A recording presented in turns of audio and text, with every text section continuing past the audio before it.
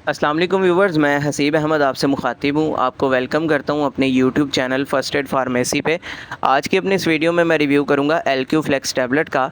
इसके आज हम फ़वाइद के बारे में जानेंगे, इसके नुकसानात या साइड इफ़ेक्ट्स क्या देखने में मिल सकते हैं, तरीका इस्तेमाल क्या है और किन किन कंडीशंस में आप इसका इस्तेमाल कर सकते हैं।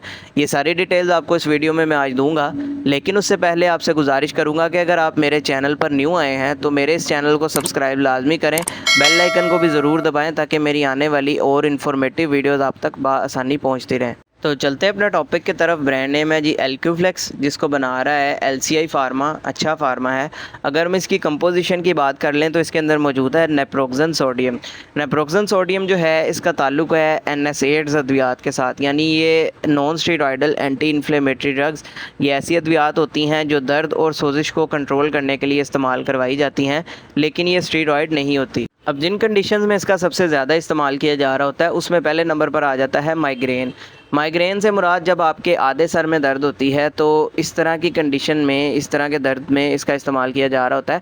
माइग्रेन में इसका जो है बड़ा अच्छा रिज़ल्ट है, बड़ी ही इफ़ेक्टिव टैबलेट है उस मामले में। इसके अलावा बोन पेन, यानी अगर आपके किसी वजह से हड्डियों में दर्द होती है या इसके अलावा मसल्स में अगर आपके पेन होती है, पट्ठों में कोई दर्दें वगैरह होती हैं, उसकी वजह मोरों की तकलीफ़ हो सकती है, बैक में दर्द होती है, कमर में दर्द होती है, या इसके साथ साथ अगर आपके शोल्डर में भी पेन होती है, तो इस तरह की तमाम कंडीशंस में दर्द और सोजिश को कम करने के लिए इसका इस्तेमाल करवाया जा रहा होता है। इसके अलावा आ जाता है जी डेंटल पेन, यानी दांत या दाढ़ में किसी वजह से कोई सोजिश हो जाती है, दर्द होती है, किसी इन्फेक्शन की वजह से अगर दर्द और सोजिश होती है तो उस दर्द और सोजिश को कंट्रोल करने के लिए इसका इस्तेमाल किया जा रहा होता है।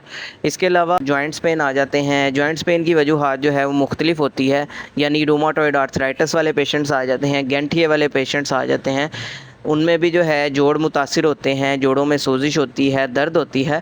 तो इस तरह की कंडीशन में दर्द और सोजिश को कम करने के लिए इसका इस्तेमाल किया जा रहा होता है। इसके अलावा गाउट पेशेंट्स आ जाते हैं, यानी यूरिक एसिड की ज़्यादती जब उनके जिस्म में होती है तो उसकी वजह से जो है उनके जोड़ मुतासिर होना शुरू हो जाते हैं। तो इस तरह की कंडीशन में जोड़ों में दर्दों के लिए इसका इस्तेमाल करवाया जा रहा होता है यूरिक एसिड वाले पेशेंट्स में। इसके अलावा अगर आपका कोई ऑपरेट या सर्जरी इस तरह की होती है जिसके नतीजे में फिर वहाँ पे सोजिश और दर्द होती है, तो उस तरह के दर्द और सोजिश को कंट्रोल करने के लिए इसका इस्तेमाल भी करवाया जा रहा होता है। इसके अलावा कोई चोट अगर आपके जिस्म के किसी हिस्से पे लग जाती है, उसकी वजह से फिर वहाँ पे दर्द होती है, तो इस तरह की कंडीशन में भी इसका इस्तेमाल किया जाता है।